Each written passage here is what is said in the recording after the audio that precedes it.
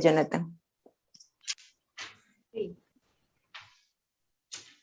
Bueno, el siguiente panelista es el padre Raúl Pariamache Fonseca. Él es religioso y sacerdote de la Congregación de los Sagrados Corazones. Cuenta con una licenciatura en filosofía y una tesis sobre religión y política en la sociedad democrática. Es licenciado en teología en el ICET Juan 23. Ha sido provincial de su congregación por 2 periodos. También es presidente de la Conferencia de Religiosos y Religiosas del Perú durante el periodo 2018 a la actualidad. Asimismo, es formador de la congregación a la que pertenece.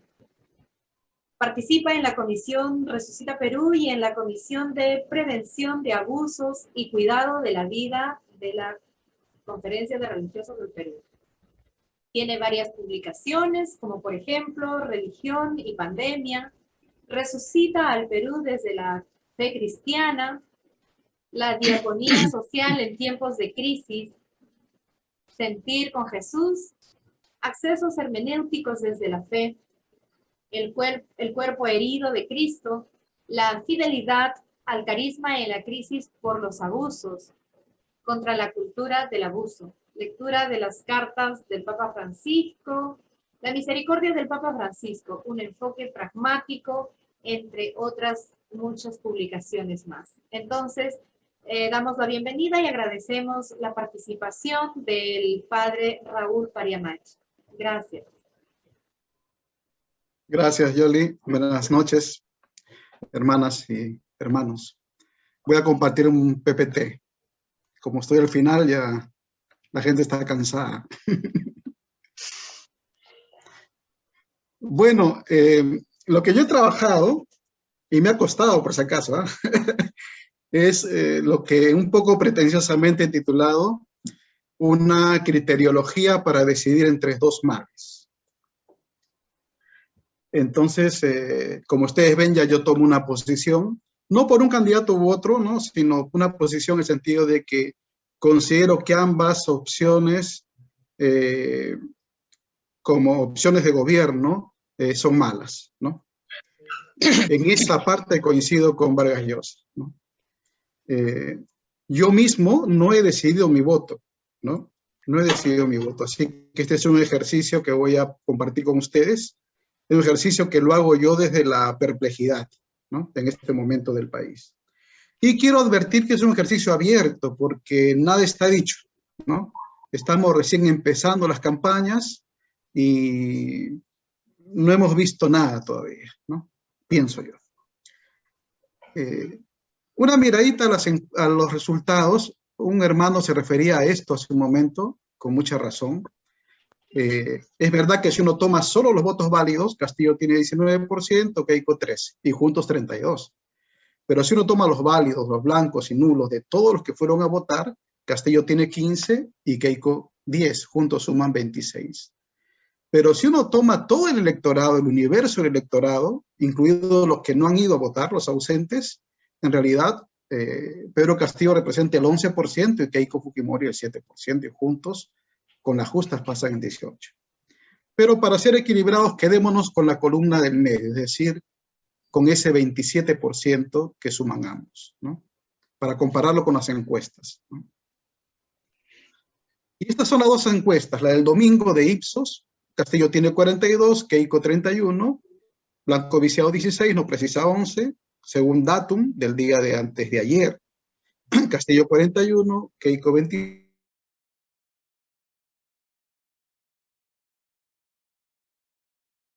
Está cerrado su micro, Raúl, padre. por favor, el micro está cerrado. Tiene que activarlo de nuevo, por favor. Ya, es que me silenciaron. Ya. Sí, padre, porque hay ruido. Pero ahí está a la vista, así que, ¿qué me llama la atención de esto? No voy a entrar a detalle, solo una cosa. Lo rápido que casi el 73%, ¿no?, de la gente se ha decidido, ¿no? Porque si un 27% votó por uno de estos 2 candidatos, tenemos un 73%, si estoy sumando bien, por ciento que no votó por ninguno de los dos. Pero de ese 73%, por lo menos 2/3 aparentemente ya decidió su voto en 4 o 5 días o 9 días, ¿no? Es muy curioso eso. No voy a explicar cada frase porque me voy a demorar mucho. Solo son frases para que ustedes vean que no somos los únicos, ¿no? Sino que en la historia de la humanidad, desde muy antiguo, el ser humano más de una vez se ha visto en esta disyuntiva de tener que elegir entre dos males y tomar una decisión. ¿Quién sabe? La frase de Cicerón es la que mejor resume eso, ¿no? La que está en verde. Entre dos males se ha de elegir el menor. Obviamente cuando es inevitable, cuando no hay una tercera opción. En este caso realmente hay una tercera opción, que es no ir a votar, votar en blanco, votar viciado. Pero estoy suponiendo en este ejercicio que voy a proponerles que solo tenemos dos opciones y que queremos decidir por alguna de ellas, pero que además las consideramos a las dos desde el punto de vista de régimen de gobierno, de equipo de gobierno como malas, ¿no? Ahora hay que prestar atención a algo muy importante, y es que según la encuesta de Datum, el 51% todavía no ha decidido su voto, o sea, no está seguro. Incluso un porcentaje que ya dijo en la encuesta que sí votaría por Keiko o por Castillo, no están plenamente convencidos, es decir, podrían cambiar su voto, ¿no? Y es alto, ¿no? Un 51% decidido y un 49% que todavía no ha decidido. Y lo más fuerte está en Lima y en el norte. En el Lima y en el norte está arriba del 50% la gente que todavía no se ha decidido o que puede cambiar su voto, ¿no? Los que dicen votar por Castillo incluso, hay un 32% que podría cambiar su voto. Y de los que dicen votar por Keiko Fujimori, hay un 31% que dice que podría cambiar su voto. Fíjense que la cosa es muy inestable, ¿no? A pesar de eso, creo que la ventaja es impresionante. Si ustedes comparan con encuestas de segundas vueltas en la historia última de las elecciones, nunca ha habido tanta distancia. Según Ipsos, Castillo supera en 11% a Fujimori, y según Datum, Castillo supera en 15% a Fujimori. Pero como digo, aunque esa es una ventaja muy significativa, creo que todavía falta mucho por caminar. ¿Qué esquema propongo? Un poco he tomado algunas cosas de la teoría de la decisión, ¿no? A mi modo, claro. Fíjense, yo creo que tenemos que manejar criterios más que principios, ¿no? Es decir, tener un criterio práctico, no uno, sino varios, que nos permitan hacer un discernimiento del voto, ¿no es cierto? No solo un criterio, ¿no? Pero hay gente que puede decir, está demostrado, supuestamente, ¿no? Está demostrado que Keiko Fujimori ha cometido delitos, lavado de activos, o que por lo menos es una mujer corrupta, o por lo menos está en una organización corrupta, etc. Entonces, me basta ese criterio para decidirme votar por Castillo. O al revés, ¿no? Que alguien diga, no, hay muchas sospechas de Castillo de que está vinculado al Movadef y el Movadef está vinculado a Sendero. Entonces, me cierro en ese criterio y me inclino por Fujimori. No, yo creo que un discernimiento del voto tiene que pasar por una serie de criterios, no uno solo. Uno puede darle un peso más a un criterio que a otro, es verdad, pero uno no puede tomar una decisión a partir de un único criterio. ¿Qué creo yo? Que un criterio debe aplicarse en un ámbito. Por ejemplo, el respeto a la democracia. Luego vamos a ver cómo creo que funciona esto. Respeto a la democracia. Listo. En segundo lugar, ¿qué opciones tenemos? ¿En qué consisten las dos opciones en cuanto al respeto de la democracia? Tanto de Castillo como de Fujimori. Y todo esto requiere de información. Y esto, amigas y amigos, creo que es lo más complicado en este momento, ¿no? Que, como dice el texto que está arriba, que no lo he querido leer para ahorrar tiempo, la mayoría de nosotros queremos construirnos, o nos construimos la verdad que queremos tener delante, ¿no? Y leemos lo que refuerza lo que ya hemos creído, decidido. y tenemos poca apertura para escuchar, ¿no? Ah, tú dices eso porque estás a favor de Keiko, ¿no? Ah, tú dices eso porque estás a favor de Castillo. Pero nos cuesta mucho a todos, incluso a nosotros en esta reunión, procesar la información, revisar las fuentes, respirar un poquito, preguntarse, ¿habrá algo de verdad en esto o no? Ah, no, es la prensa mermelera, no se le cree nada. Bueno, sí, muchas cosas no se le creen, pero tal vez haya cosas que sí son creíbles. ¿Por qué descartarlas de plano? Porque no va con mi inclinación o con mi opción, ¿no? Eso tiene que ver entonces, uno tendría que preguntarse cuál va a ser el resultado de mi decisión, ¿verdad? Y esto es muy importante. Yo creo que hay que tener también en la criteriología, ponerse en escenarios de cierta convicción personal. Me explico. Puede que uno luego de analizar las opciones sobre el ámbito del respeto a la democracia, con toda la información disponible que tengo y sabiendo cuáles pueden ser los resultados, yo ya tenga una cierta conclusión, digamos así, de mi discernimiento. Y puedo moverme en el escenario de la certeza, es decir, yo estoy 100% seguro de que en este ámbito de la democracia el mal menor es 2 puntos. Pónganle el nombre que quieran. ¿Me explico? Eso es estar en un escenario de certeza, ¿no es cierto? Pero tenemos que aceptar que a veces no podemos llegar a un escenario de certeza, sino un escenario de riesgo, ¿no? Es decir, hay probabilidad de que yo esté decidiendo bien, pero no estoy 100% seguro. O sea, corro un riesgo, pero prefiero correr el riesgo a no decidir nada. ¿Me explico? Y el tercer escenario es el de la incertidumbre.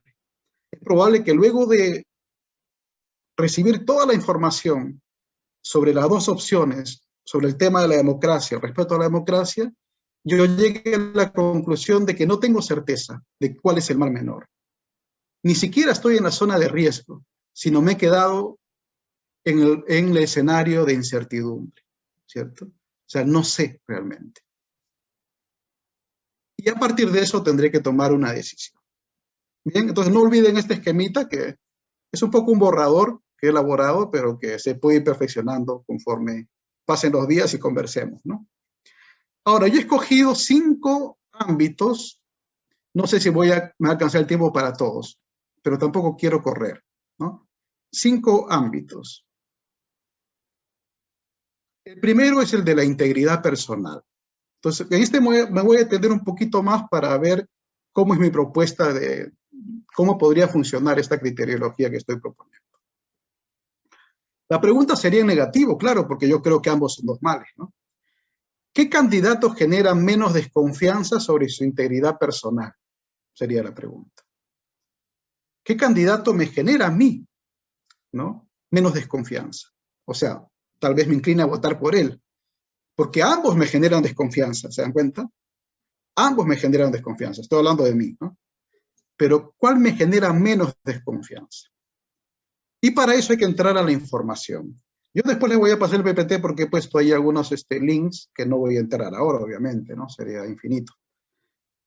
¿Cuál es la principal acusación, o mejor dicho, cuál es el primer punto de posible desconfianza respecto de Pedro Castillo? Su cercanía al Movadef, ¿no? Y que el Movadef está asociado al terrorismo. Fíjense que no es inmediata la desconfianza, sino un maestro, Pedro Castillo, que pertenece a un sindicato, CONARE, y ahora es el FENASUTE, ¿no? A ese sindicato pertenece Castillo, y ese sindicato estaría cercano al Movadef. O sea, ni siquiera se está diciendo que Pedro Castillo es del Movadef, sino que es parte de una organización sindical que tiene vínculos con el Movadef. Y a su vez, el Movadef tiene vínculos con Sendero Luminoso, en todo caso, ¿se dan cuenta? Eso creo que es importante, ¿no? Quien más información ha dado, a mi entender, es Carlos Basombrío, porque él era ministro del Interior en el año 2017 cuando Pedro Castillo lideró la huelga de este grupo, ¿no? de CONARE en ese momento. Entonces, harían bien ustedes en entrar a este link y leer lo que dice Carlos Basombrío. No estoy diciendo que lo que él diga sea necesariamente cierto, no. Lo que estoy dando es información, ¿no? Entonces él dice que en Dircote hay evidencias documentadas de la cercanía de Pedro Castillo, él como persona, al Movadef, ¿no? Y él da una serie de informaciones allí que habrá que corroborar, etcétera, ¿no? Entonces, esto ha sido muy fuerte porque esto es lo que constituye como el motivo de que mucha gente vincule rápidamente a Pedro Castillo al terrorismo vía Movadef. Anoche mismo, yo no veo casi nunca Willax, pero anoche vi el programa de Milagros Leiva y se dedicó a esto, a presentar, entre comillas, pruebas de una reunión que hubo en Bolivia, donde efectivamente Pedro Castillo aparece con personas vinculadas al Movadef. Y yo creo que es verdad también que durante esa huelga hubo cercanía, ¿no es cierto? La pregunta es, en una lucha sindical como la que fue esa, puede haber cercanía con dirigentes de distintos grupos. Y puede que algunos de esos grupos efectivamente sean filoterroristas, ¿no es cierto? Habría que ver en este caso, con la información a la mano, si de verdad podríamos concluir así de que Pedro Castillo está vinculado al Movadef, y más todavía si podríamos, por lo tanto, calificarlo de cercano al terrorismo, etcétera, ¿no es cierto? Fernando Rospigliosi, lo conocen, ¿no? Que ahora está con Keiko, ha dicho la semana pasada que Pedro Castillo tiene ideas radicales, él y su partido, pero no son terroristas. Y es un error seguir insistiendo en lo mismo. Y esto lo dice un hombre que es de confianza del equipo de Keiko Fujimori. Y del otro lado, la gran objeción sobre Keiko Fujimori es que ella está acusada por delitos,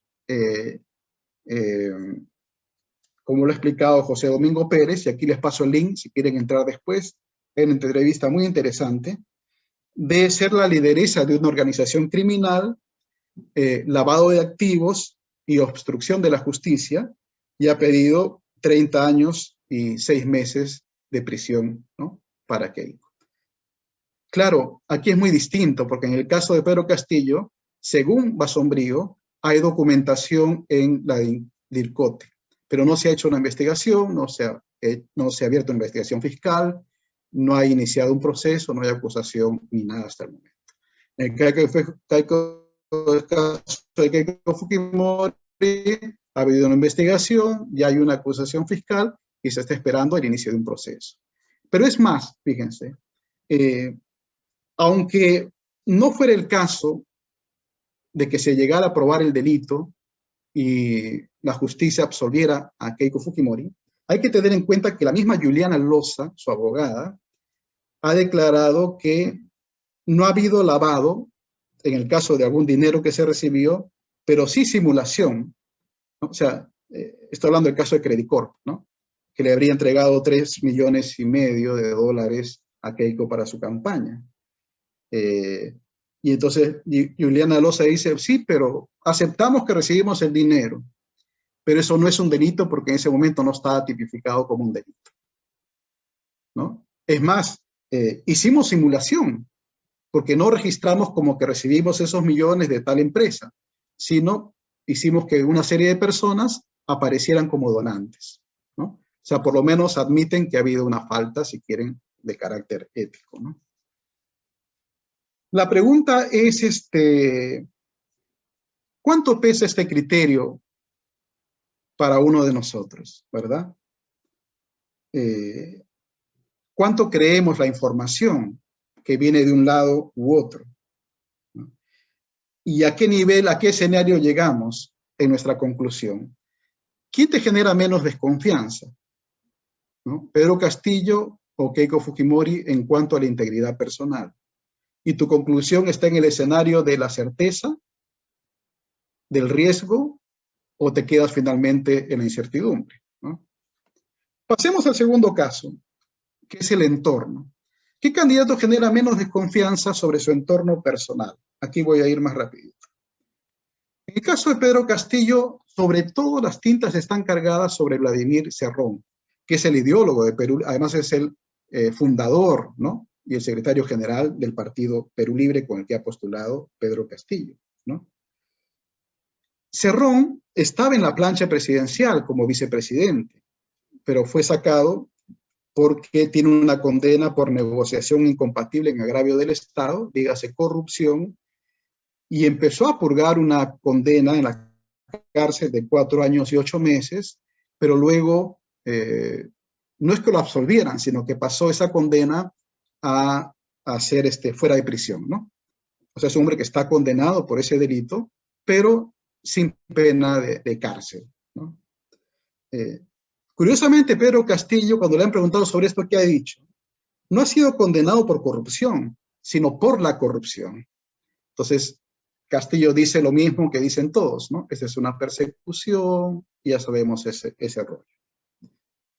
Además, Vladimir Cerrón está siendo investigado por un beneficio económico que habría recibido de Chinal, ¿no? Y donde su hermano habría sido el testaferro, ¿no? O sea, los 3 hermanos estarían involucrados en este caso. En todo caso, Vladimir Cerrón es el autor de lo que aparece como plan de gobierno en la página del Jurado Nacional de Elecciones. Pero como bien dijo Jonathan, no es un plan de gobierno, es un ideario y programa, ¿no es cierto? Más que un plan de gobierno. Luego hablaremos de eso. Aquí les he puesto un videíto que ustedes pueden ver después con tranquilidad, donde habla el mismo Cerrón y donde dice qué diferencia a su partido de las otras izquierdas, de Nuevo Perú y Frente Amplio. Les recomiendo que escuchen para que ustedes se den cuenta quién es en el fondo ideológicamente Vladimir Cerrón y el partido Perú Libre. Ha circulado mucho en las redes, quizás todos ustedes han visto, este gran destape supuestamente de que habrían 4 congresistas presos por terrorismo del partido de Pedro Castillo. El verificador de la República ha mostrado que no es exacto o que no es verdad, ¿no? Una de ellas, Martina Portocarrera, fue excluida del proceso por una sentencia por falta de pago por un préstamo, no por terrorismo. Valdemar Cerrón, que es el hermano del que acabo de hablar, de Cerrón, el que sería, ¿no?, testaferro, ¿no?, de esta coima, está investigado por delito de lavado de activos, justamente, pero no ha sido condenado por terrorismo, ¿no? Él es el número 1 en la lista de congresistas por Junín. El hermano es el número 1, obvio. Y después los otros 2, Nibardo Tello y Guillermo Bermejo, sí están vinculados al CONARE, ¿no? Al CONARE. En el caso de Bermejo hay un proceso efectivamente a la vista. Pero ven que son casos distintos, pero en ningún caso son congresistas que hayan estado presos por terrorismo. Y bueno, el entorno de Keiko Fujimori no voy a decir mucho porque es más conocido. Están Garlarreta, Patricia Juárez, Nano Guerra García, muchos dicen que su propio padre, ¿no? Sabemos que hay un entorno en la sombra también, ¿no? Porque una cosa es lo que uno muestra como candidatos y su equipo, y otra cosa son los asesores en la sombra, donde estaría obviamente su propio padre, ¿no? Y muchos vinculan este entorno a la corrupción y al autoritarismo en el Perú. Hay un informe de Canal N, ahí les dejo el link, sobre el entorno de Keiko Fujimori. Y luego hay una página en El Comercio, que también ahí está el link, como ustedes ven, donde aparece todo la jerarquía, ¿no?, de Pedro Castillo y la jerarquía de Keiko Fujimori. Entonces, bueno, ver, revisar y quiénes están allí, ¿verdad? Tercer criterio, ¿qué candidato causaría menos daño a la democracia del país? Son 2 grandes temas, ¿no?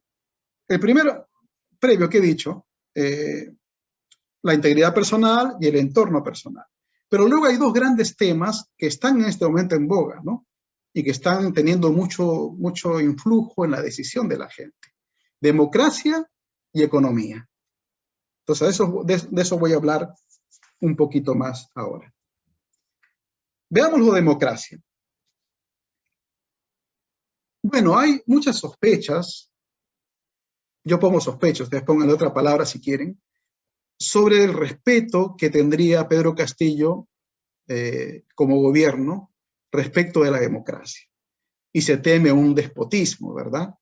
Es decir, un ejercicio de la autoridad absoluta sin límites.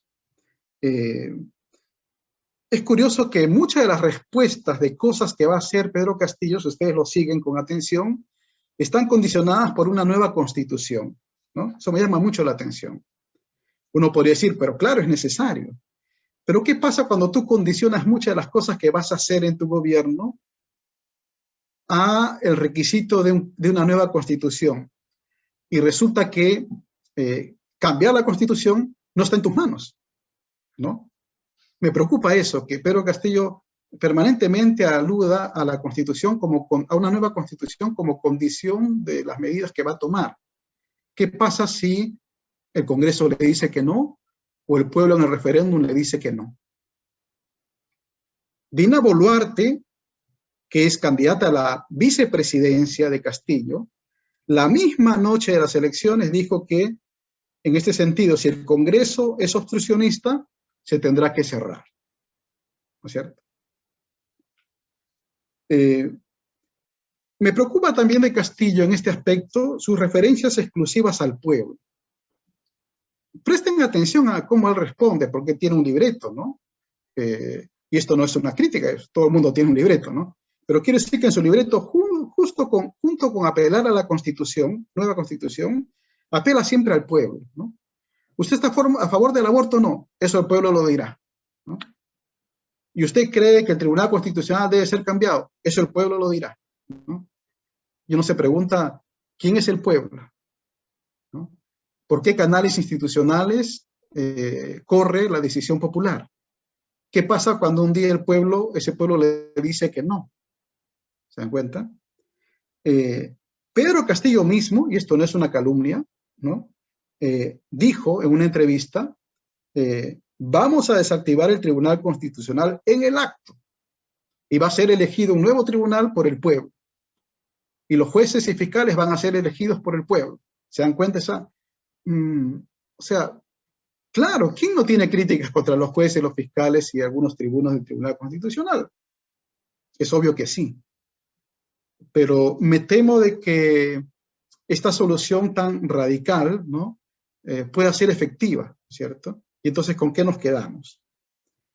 José Eduardo Bendezú Gutarra, que es el vocero del partido, aunque ahora parece que ya nadie es vocero, en una entrevista, es un buen ejemplo, creo que ahí está la entrevista, no, de la defensa cerrada que tienen este grupo sobre Venezuela, ¿no? No sobre la economía de Venezuela tanto, sino sobre el régimen venezolano, ¿no? Y esta permanente referencia a Venezuela, a Nicaragua, a Bolivia, a Ecuador, y uno dice, sí, claro, pero a mí por lo menos, y les digo con honestidad, digo, Chávez se quedó 14 años en el poder. Ortega está 14 y le falta 1. Morales, 14 años. Maduro, 8 y le falta 4. Correa, 10. Casi todos cambiaron la constitución para reelegirse. Entonces digo, no habrá aquí, y es una pregunta abierta, una vocación de perpetuarse en el poder. Y más todavía cuando uno escucha a Vladimir Cerrón. Esto no es de hace años, es de apenas hace unos meses, ¿no? El 8 de octubre del 2020. Ahí pueden ver ustedes después el video en YouTube. Donde él, escúchenlo hablar, donde él habla de cómo la izquierda tiene que aprender a quedarse en el poder, ¿no? Pero escuchen ustedes el video y juzguen por ustedes mismos, ¿no? Si cabe o no, legítimamente, al menos sospechar, ¿no? Respecto a este asunto. Voy a saltar esto porque el tiempo me está ganando. Keiko, no hay duda de que tiene un pasado totalitario, el de su padre, ¿no es cierto? Hubo un autogolpe, todos sabemos cómo se compraron congresistas, se compraron los medios de comunicación, se compraron jueces, fiscales, militares, incluso hubo cierta convivencia con algún sector de la Iglesia Católica y del sector evangélico al principio, ¿no? Sobre todo la Iglesia Católica. Es decir, de eso no caben dudas, ¿no? Claro, alguien puede decir, no, eso fue su padre y es otra. Es verdad. Pero también es verdad que hay un pasado totalitario del Fujimorismo, ¿no es cierto? Y ella es la representante y la líder del Fujimorismo, ¿no? Pero además, aunque eso no pudiera contar, hay un presente autoritario, ¿no es cierto? Basta recordar cómo hizo Keiko uso abusivo del número de congresistas y la mayoría que tenía en el Congreso. No tengo que volver a contar eso. Trajeron abajo 4 gabinetes, blindaron a congresistas, a jueces, a fiscales, vacaron a 2 presidentes. Bueno, no voy a decir, ¿hay vocación democrática? ¿No? Rosa María Palacios ha dicho hace poquito, ayer creo, ¿no? Que Nano Guerra García, que es del equipo de Keiko, había dicho que tienen instrucciones de Keiko de ser más democráticos, ¿no? Y Rosa María Palacios comenta, no tienen que ser un poco más democráticos, tienen que aprender a ser democráticos. Bueno, ustedes dirán, ¿no es cierto? Con la información que uno puede tener, ¿cuál de estos 2 candidatos causaría menos daño? Porque yo creo que ambos, de una manera u otra, van a dañar la democracia. No tengo dudas, personalmente. Pero ¿quién la dañaría menos? ¿No? ¿Qué riesgos hay? ¿No? Cuarto, solo voy a llegar al cuarto, no voy al quinto porque veo que me falta poquito para terminar. ¿Qué candidato causaría menos daño a la economía del país? Una economía que queremos justa, etcétera, ¿no? Obviamente. Bueno, aquí hay un gran problema, ¿no? Bueno, en todo, pero en esto sobre todo. ¿Por qué? Porque es una cuestión económica que es muy delicada y que no es para jugar. Uno no sabe cuál es el plan de Pedro Castillo en caso llegue al poder, ¿no? Lo que tenemos en este momento es el programa que está publicado en el Jurado Nacional de Elecciones, pero ese es el programa de Vladimir Cerrón. Entren ustedes, ahí les voy a dar el link, ¿no? Entren, fíjense, en la portada del programa está la foto de Vladimir Cerrón, no de Pedro Castillo. Y tiene un derecho de autor. Está registrado bajo su nombre en la Biblioteca Nacional. Y está elaborado en febrero del 2020, ¿no? ¿Qué se dice allí? Y en parte, Pedro Castillo, por sus declaraciones, creo que comulga con este plan y en parte creo que empieza a tomar distancia, ¿no? No voy a explicar todo, solo lo que está allí, ¿no? Yo creo que la gran diferencia entre el programa económico de Pedro Castillo y Keiko Fujimori es el modelo económico. No hay dudas. Yo me he leído ambos planes y no voy a entrar en detalles, pero son 2 modelos muy distintos, ¿no? El de Castillo le llaman economía popular con mercados. Se propone no un rol meramente supervisor del Estado, sino un rol interventor del Estado, ¿no es cierto? Él habla de un Estado regulador, un Estado descentralizado, interventor, que va a tener iniciativa para crear nuevas empresas, por ejemplo, redistribuir la riqueza y revisar los contratos, especialmente con las grandes transnacionales, ¿cierto? Y si alguna no está de acuerdo, nacionalizar. Aquí puede encontrar un buen análisis de los planes de gobierno, ¿no?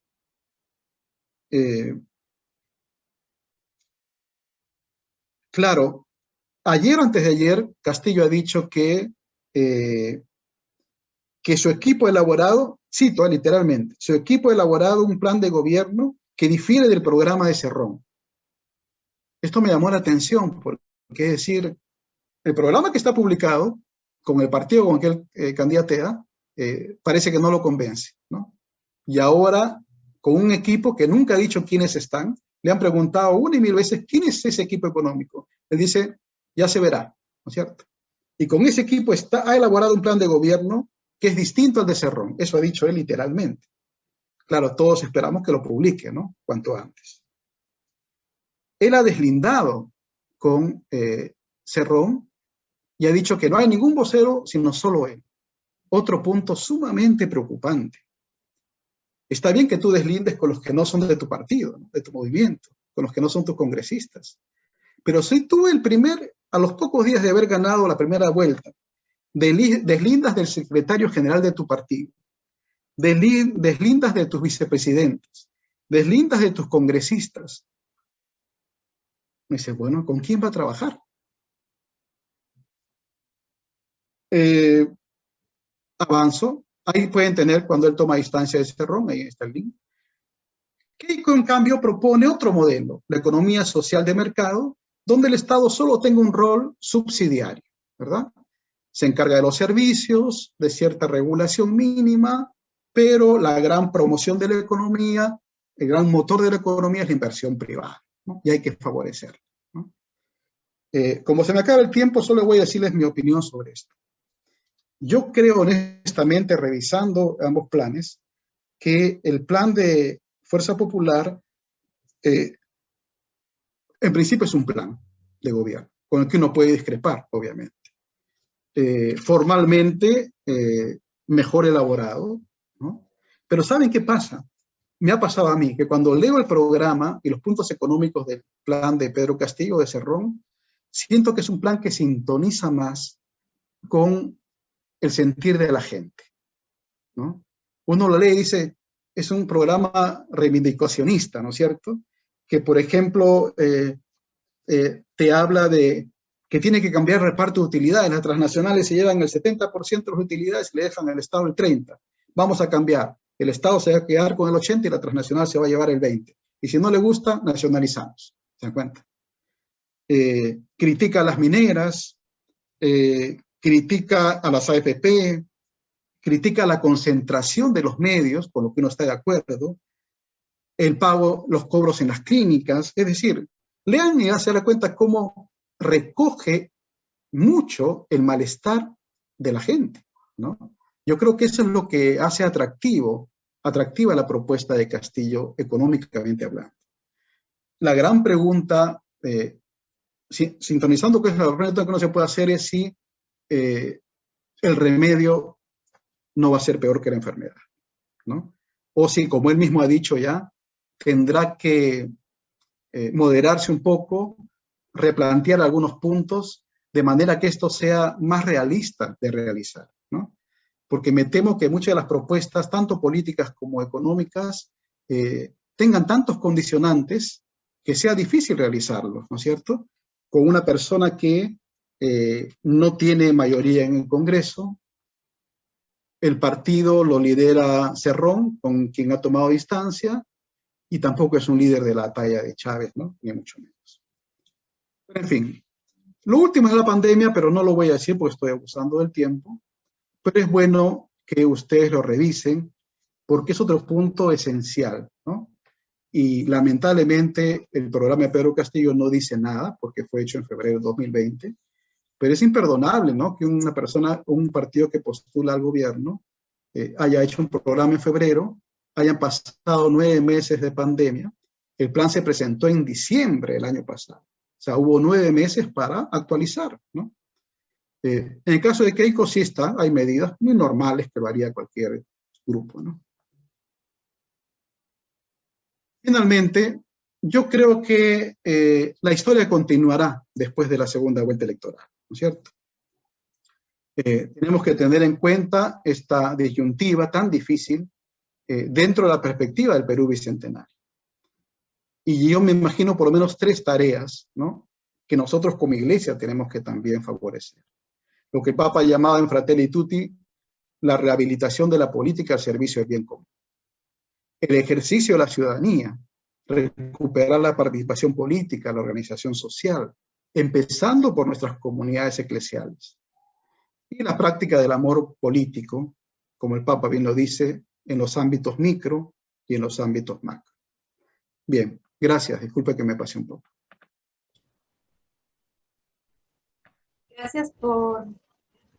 Gracias por esta ponencia clara, invitándonos a seguir leyendo, informando e investigando. Entonces, tenemos el tiempo para algunos comentarios, para hacer preguntas. Voy a dar lectura a algunos comentarios. Padre Paremachi, buenas noches. Un criterio de elección podría ser los bienes innegociables que mencionó Benedicto IV, como por ejemplo, si el candidato defiende la vida, si está en contra del aborto, si está en contra de la ideología de género o si defiende la libertad religiosa.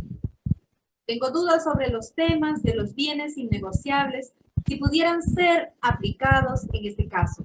Dios le bendiga, Padre Paremachi.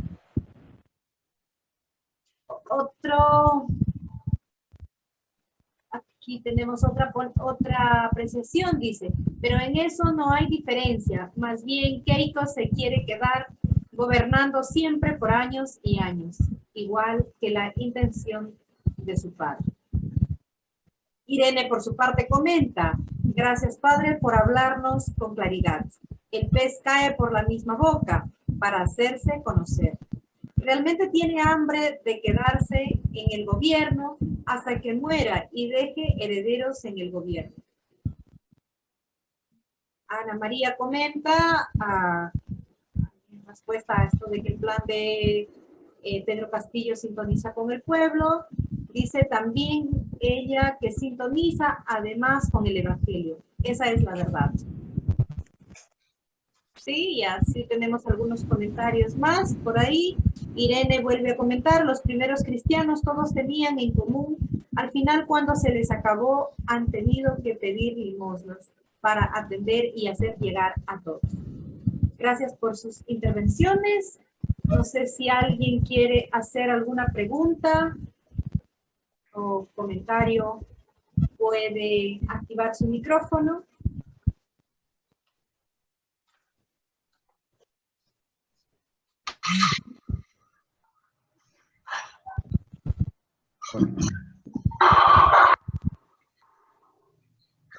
¿Se puede cerrar el micro a Meli? Padre, muy buenas noches. Sí, buenas noches. Una pregunta. Bueno, de hecho que la raíz fundamental del problema político en el país pasa, considero así, por mucho más que el análisis de la segunda vuelta. Yo estoy convencido que no es la raíz, es solamente la palabrita que está de moda, lo mediático, pero sería muy interesante, ¿cómo analiza usted, por supuesto, por ejemplo, lo que yo propongo? Yo estoy proponiendo esto, ¿no? Que frente a dos males, donde nos dan a elegir el mal menor, frente a más de 25 años que hemos elegido al que menos roba, y frente a una población que ya va reaccionando frente al sistema viciado de una constitución del 93 que sencillamente coloca al Estado por encima de lo que es la democracia, entre comillas, frente a un gobierno, a un sistema que tiene 35 programas de apoyo, pero que no le interesa la educación ni la cultura del país. Podría ser una alternativa que esta segunda vuelta no el pueblo no vaya a votar y como la pandemia utilicemos el lema quédate en casa.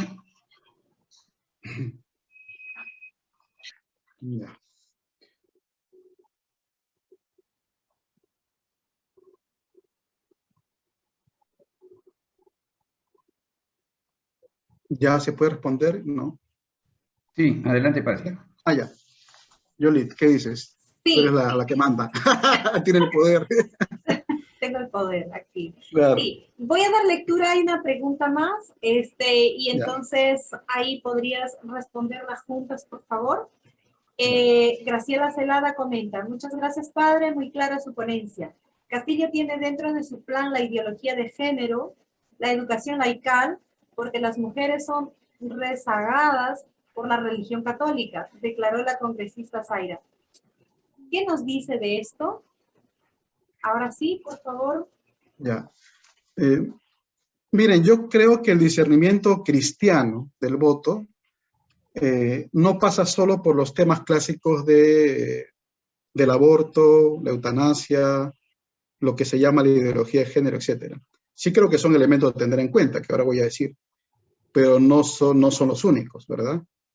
Pero ya que me han preguntado sobre esos, ahí en el PPT, que ahora voy a subirlo, les dije que hay una que no, me pasé alto, pero está ahí, las declaraciones de Castillo, donde le pregunta, este señor de RPP le dice, ¿usted está a favor del aborto? No, dice él.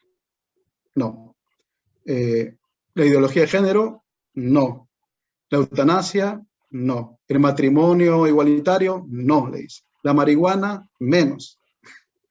Lo dice claramente, o sea, si es por eso es un López Aliaga, ¿no? ¿Ya? Ahora, es verdad, como Así Prensa lo ha sacado ayer, aunque como suele ser Así Prensa no completo, es verdad que en el programa de Cerrón, que está en el Jurado Nacional de Elecciones, habla de la despenalización del aborto. No habla de ideología de género ni de los otros temas, solo del tema del aborto. Y es verdad que ahí se habla de la despenalización del aborto. Pero como Castillo ha tomado distancia de algunos puntos, es lógico que este es un punto en el que Castillo ha tomado distancia. Ahora, si tú le crees o no, es otro asunto, ¿no? Pero él es pro vida, pro familia, contra ideología de género, etc. Así que por ese lado, si esos son los no negociables de un católico, entonces un católico tranquilamente puede votar por Pedro Castillo. ¿Ya? No digo que es mi caso, pero eso es una ecuación casi matemática, ¿no es cierto? Respecto de perpetuarse en el poder, perdón, y Keiko Fujimori sí habla de equidad de género y de igualdad de género, por eso es bueno leer los planes, ¿no? Mucha gente dice, no, eso de equidad de género es lo mismo que ideología de género. Bueno, si tú piensas que equidad de género o igualdad de género es lo mismo que ideología de género, y crees que ese como católico es un irrenunciable, no tendrías que votar por Keiko. Y sí tendrías que votar por Pedro Castillo. Ojo, no estoy diciendo yo que así tiene que ser, porque lo voy a hacer yo. Estoy diciendo qué significa discernir un voto y no dejarse llevar por un tweet, por un video que sale. No. Escuchar directamente a los candidatos, leer los planes de gobierno. Y tenemos entonces un Castillo que está en contra de la ideología de género y matrimonio igualitario, y una Keiko que 2 veces en su plan habla específicamente de 3 veces de igualdad de género o de equidad de género. Respecto a perpetuarse en el poder, ese es el punto, es que cada uno de ustedes tiene que hacer un discernimiento con la información, ¿no? No, que Castillo es terruco y se va a quedar toda la vida porque admira a Venezuela. Calma, tal vez sí, ¿no? Pero ¿qué posibilidades hay de que, aunque él tuviera ese deseo, entrando al gobierno, con la bancada que tiene, yo creo que apenas trate de hacer eso, lo vacan, ¿no? ¿No es cierto?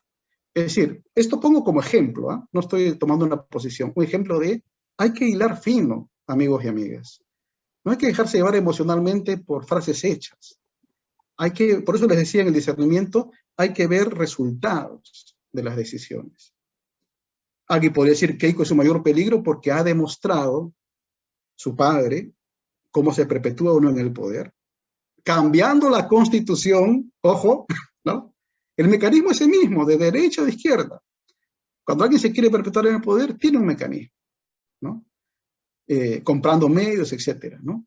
Y ella ha demostrado un talante autoritario, sin duda, ¿no?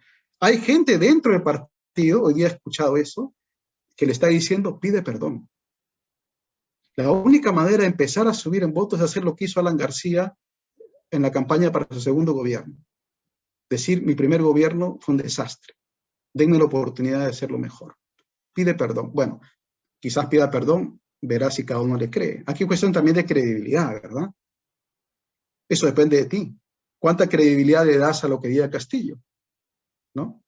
Castillo acaba de publicar, ¿no han visto hoy día? Ha publicado un comunicado, una carta, ¿no? ¿Cómo se llama? Carta al pueblo peruano. Hoy día. Y el primer punto es que él se compromete a que cualquier cambio de constitución sea por los canales regulares de la constitución misma. Ya lo dijo. No, eso es mentira. Entonces, primero quieres que lo diga. Cuando ya lo dijo, no le creo. Bueno, lo mismo puede ser con Keiko, ¿no es cierto? Keiko tiene que decir que se compromete a convocar elecciones aquí a 5 años. Bueno, lo dirá. Seguramente que lo dirá más fácilmente que Castillo. ¿Le crees o no le crees? ¿Se dan cuenta? Hay que ver los antecedentes, ¿no? Algunos han llamado a Vargas ingenuo porque pone 4 condiciones. Claro que va a decir que sí, Keiko, y Castillo seguramente también que sí. Pero aquí se juega también la credibilidad de cada candidato. Y creo que eso es todo, ¿no? Ah, y lo tercero, Ludovicus, creo que es. Sí, no lo veo viable, ¿no? ¿Cuánto quisiera yo que volvamos atrás, la verdad? Si pudiéramos, acto de imaginación, volver el tiempo atrás y la gente diga, miren, ya tenemos la oportunidad de no cometer el mismo error y hacer que estos dos pasen. Seguro que la votación sería distinta, ¿no? Seguro. Pero no podemos volver el tiempo atrás. Necesitaríamos 2/3, ¿no?, de votos viciados o blancos, que no va a pasar. Y si pasa, vuelve a haber elecciones con ellos mismos 2. Entonces, es una opción, creo que imposible, ¿no? Bien, gracias.